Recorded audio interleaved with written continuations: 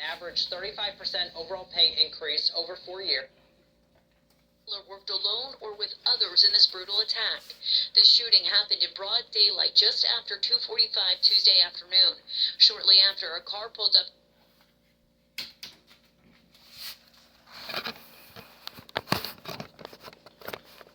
Don't forget that today was the turkey trot, so I want to make sure I got the right way. Captain!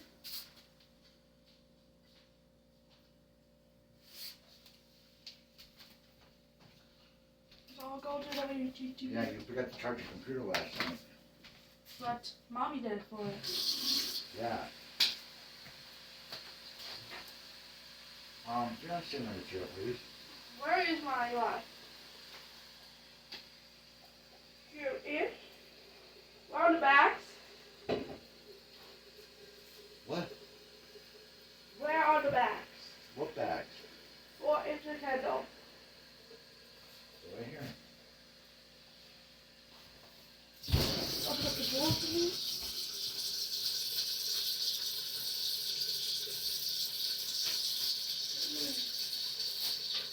Why there's no problem, okay? Or the first piece. Okay.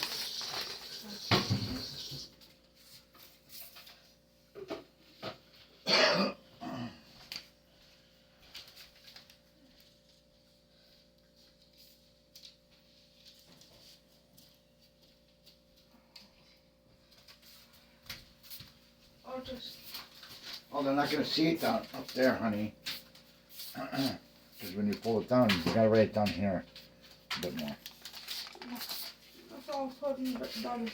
Another A. B.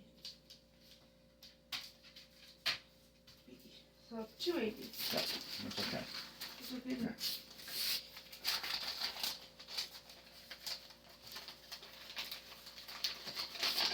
Good job. So that's hairdo.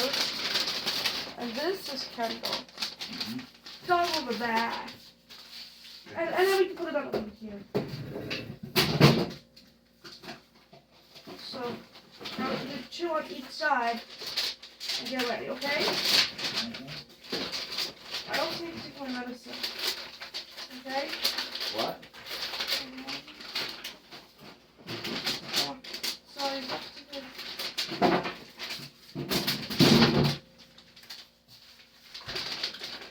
Here we go. Each of that. Stuff. Some of them get. Alright, here we go. Ready for this? Where they are now and who they play next. Just ahead. And take to Facebook and be the first to guess the towns correctly for a shout out on air. We're playing Hometown Scramble on the other side of the break. And as we head into the break, let's take a look at the roads this morning. Looking at the Springfield area, and there doesn't appear to be any slowdown on the Mass Pike. Same for 91 north and southbound. 391 and 291 also look good this morning. Looks like you can just plan for your normal commute time. A traffic report was brought to you by Follow Cars, Pioneer Valley of Northampton. We'll be right back.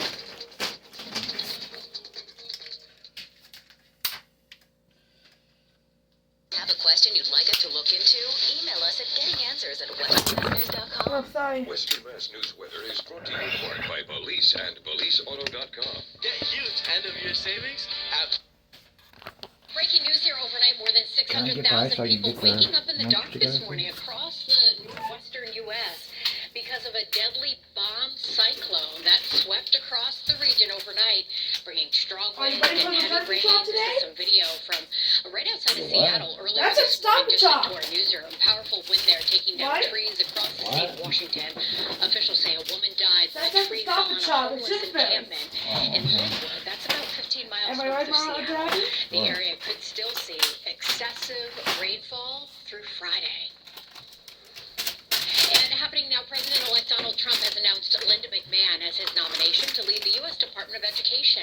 Yeah, the president-elect This is pick of me. McMahon, a well-known That's business memorable, executive and like political advisor me, with strong ties to Connecticut, is receiving strong right? reactions from lawmakers on both sides of the aisle. So Get that's ready to what. Channel 3 Eyewitness News reporter Marcy Jones breaking down what the next steps are. That's Good trouble. morning. That's Well, even what. if you're not familiar with Linda herself, you certainly know of her family's empire, World Wrestling Entertainment, founded by Linda and her husband Vince McMahon. Linda is also a former head of the U.S. Small Business Administration and co-chair of Trump's transition team. She also served on the Connecticut Board of Education from 2009 to 2010. Now, while both political parties have had mixed reactions to the announcement, a major concern right now is the fact that President-elect Trump says that he may dismantle the U.S. Department of Education.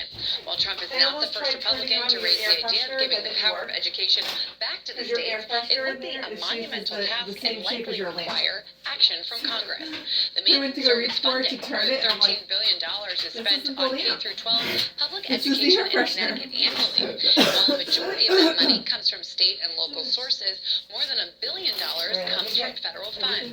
Specifics have not yet been released, but Connecticut educators are worried about Title I, a federal program that provides financial support to help students from They have low-income to families. here because of Another Poppy federally Daddy. funded concern is That's FAFSA. alright, okay? General concerns about what is it going to look like, how are,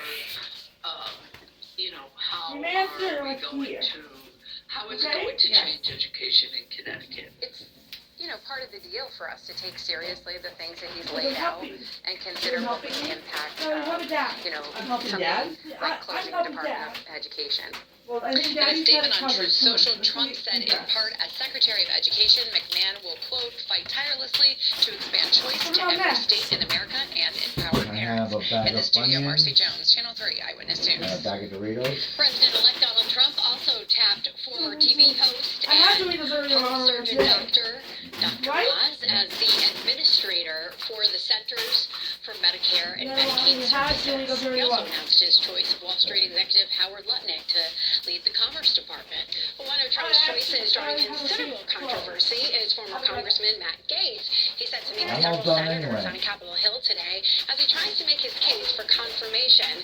President-elect Trump told CBS he is not reconsidering his nomination of Gaetz as Attorney General. All right, good morning, everybody. Live at the Stop and Shop in Simsbury. We have Cheryl, we have Vivian, we have Sophia. My God, you guys are so cute. So you want to say hello to anybody? Okay, they've got a check for us and some turkeys, don't they? We do. We have 3 turkeys and $150. Thank you guys for getting up with us so early. You're adorable. All right, Canton High School is in the house. Hi, guys. Hi, Your name is? I'm Luciana. I'm their lucky Spanish teacher, Senora Schacht. Peach. Turkey Courier.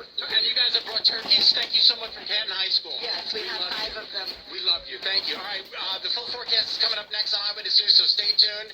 We've got Traveling Tom's coffee truck here, and Stop and Shop in Simsbury. Come on out and get some coffee and bring us a turkey. We'll be right back. Tomorrow, it looks like on the low end, maybe a half an inch of rain. On the high end, about an inch and a half. Hopefully we can squeeze out at least an inch of rain. For the love of God. That would be beneficial for sure, but anything we can get, obviously we'll take. The bulk of the rain does occur Thursday, especially in the morning. So it's tomorrow that I think we'll see the steadiest rain from about sunrise into the early afternoon, and then it's more showery in nature in the afternoon and as we go into Thursday night. Friday and Saturday, most of the time it's not precipitating, but there'll be a couple of showers around on Friday, few showers on Saturday as well, and this is when the hill towns could actually pick up a little bit of snowfall as colder air works into the system. For the valley, we might get a couple of flakes, but it's really just a rain event. The last time we saw an inch of rain from one system, we're going to go all the way back to August 18th, so 3 months ago, and in that 3-month span, we picked up anywhere between about an inch to 2 inches of rainfall across the area, which is nothing. During that time frame, we should pick up about 12 or 13 inches, so way, way below normal in the last 3 months. But just for example, out of Barnes during that time period, about an inch and 3/4 of rain, so way, way under, and of course, because of that, we've had all the brush fires, and we are in a severe drought as well. On that scale of drought from 1 to 5, it's a 3, but now we're going to start to try to eat into that drought a bit with perhaps over an inch or at least an inch of rainfall for tomorrow. Hopefully we can squeeze in that. We're going to squeeze in one more nice day today with a fair amount of sunshine. Temperatures will be mild again, upper 50s to near 60 degrees. Keep in mind that all highs should be in the upper 40s That's what will be tomorrow with the rainfall. So the clouds will thicken up tonight, and then the showers, rain, steadiest in the morning tomorrow, will come down varying rates of intensity. At times it's going to absolutely pour, and then in the afternoon it'll kind of be a little bit more off and on. So we had a couple of sprinkles this morning with a weak system moving through. Now the clouds associated with that giving way to clearing skies. Storm system across the Great Lakes states, another piece of energy coming in out of the Gulf. This will form an area of low pressure along the Carolina shoreline, and that will bring in the rainfall for tomorrow. Have a stiff easterly wind as well, so it's going to be breezy. It'll be damp, rainy, and chilly with temperatures tomorrow in the 40s. This is tomorrow morning. Certainly needing the umbrellas, right? Dust them off. We haven't needed it in quite a while.